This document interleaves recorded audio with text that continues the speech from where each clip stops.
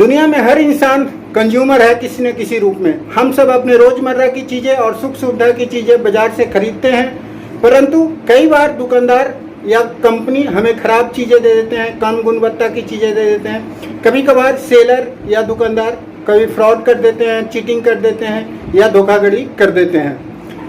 और अगर किसी कंज्यूमर के साथ ऐसा कोई धोखा, फ्रॉड, चीटिंग होती है तो कंज्यूमर के पास इसके लिए क्या क्या राइट्स होते हैं, क्या क्या रेमेडीज होती है और उनके लिए कौन से कानून बनाए गए हैं जिससे कि आपको न्याय मिल सकता है।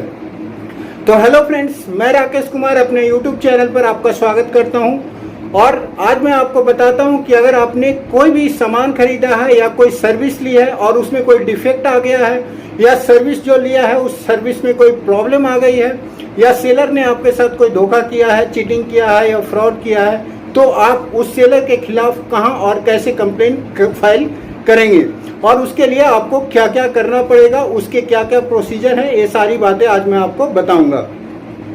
वीडियो शुरू करने से पहले आपसे एक निवेदन करता हूं कि अगर आपने अब तक मेरा चैनल सब्सक्राइब नहीं किया है तो कृपया सब्सक्राइब कर दीजिए, जिससे आपको ऐसी फायदेमंद वीडियो हमेशा मिलती रहे और आपको हमेशा कानून की जानकारियां मिलती रहे।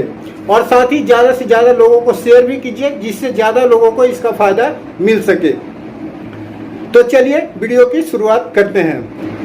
भारत में कंज्यूमर यानी उपभोक्ताओं के सुरक्षा के लिए, उनके संरक्षण के लिए उपभोक्ता संरक्षण अधिनियम 1986 यानी कि दी कंज्यूमर प्रोटेक्शन एक्ट 1986 बनाया गया, जो कि कंज्यूमर के अधिकारों को सुरक्षा देती है। और इस कानून का उद्देश्य भी यही है कि सभी उपभोक्ताओं के यानी सभी कंज्यूमर्स को सही सामान बेचा जाए, कंज्यूमर्स के अधिकारों की रक्षा की जाए और कंज्यूमर्स को शोषण से बचाया जा सके।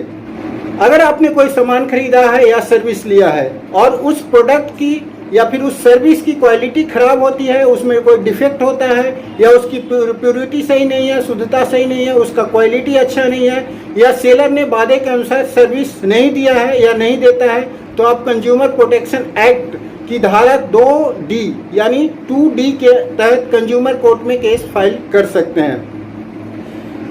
ध्यान रखें कि आपके केस में अगर मुआवजे की राशि 20 लाख रुपए तक की है तो आपको डिस्ट्रिक्ट कंज्यूमर फोरम या उसमें आपको केस फाइल करना पड़ेगा। और अगर आपके मुआवजे की राशि 20 लाख से ज़्यादा और 1 करोड़ से कम है तो आप उसके लिए स्टेट कंज्यूमर कमीशन में केस फाइल कर सकते हैं। और अगर आपके मुआवजे की राशि 1 करोड़ रुपए से ज़्यादा है तो आप ऐसी सिचुएशन में आप डायरेक्ट नेशनल कमीशन यानी कि नेशनल कंज्यूमर कमीशन में कंप्लेंट फाइल कर सकते हैं।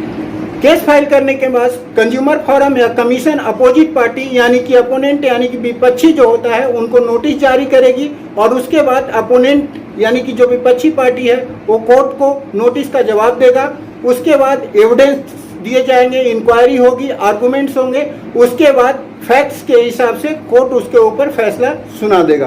कंज्यूमर या सेलर डिस्ट्रिक्ट फोरम के फैसले का अपील स्टेट कमीशन में कर सकते हैं। स्टेट कमीशन के फैसले का अपील आप नेशनल कमीशन में कर सकते हैं। साथ ही अगर आपको इसके बाद भी संतुष्टि नहीं होती है, आपको सही न्याय नहीं होता है, तो आप इन सब के खिलाफ, इन सब के लिए सुप्रीम कोर्ट में भी अपील दायर कर सकते हैं। चलिए अब बताते हैं कि कंज्यूमर कोर्ट आपको क्या क्या बेनिफिट और कौन कौन से रिलीफ दिलवा सकता है।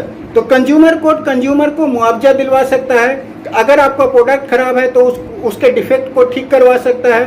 कंज्यूमर द्वारा यानी कि कस्टमर के द्वारा जो भी पैसे पे की जाती है उस पैसे को वापस दिलवा सकता है, रिफंड करवा सकता है। चीटिंग, फ्रॉड, बेईमानी, धोखाधड़ी करने के लिए कंपनी के ऊपर या सेलर के ऊपर जुर्माना भी लगा सकता है या फिर कोर्ट अगर कोई दूसरा आदेश चाहता है तो पारित कर सकता है, जो कि कंज्यूमर के हक में ही होगा। और अगर कोई सेलर या कंज्यूमर फोरम यानी या फिर कमीशन के आदेश को मानने से इनकार करता है या नहीं मानता है तो उसे 1 से 3 साल तक की सजा हो सकती है और जुर्माना हो सकता है जो 10,000 रुपये तक की रकम हो सकती है या फिर दोनों ही हो सकती है। तो उम्मीद करता हूँ आपको इस वीडियो से बेहद फायदेमंद जानकारी मिली होगी और यह भी मालूम हो गया होगा कि अगर आपने कोई प्रोडक्ट परचेज किया है, आपने कोई सर्विस परचेज की है और उसमें कुछ डिफेक्ट आ गई है, उसकी क्वालिटी अच्छी नहीं है या आपके साथ कोई चीटिंग हुआ है, बेईमानी हुआ है, धोखाधड़ी हुआ है, फ्रॉड हुआ है, तो आप ऐसे अन्याय से कैसे बचेंगे।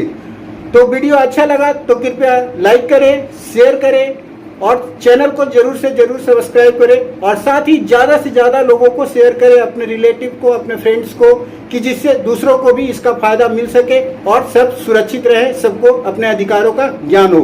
तो आप सबको मेरा वीडियो देखने के लिए धन्यवाद। आज के लिए बस इतना ही। आप सबको मेरा नमस्कार।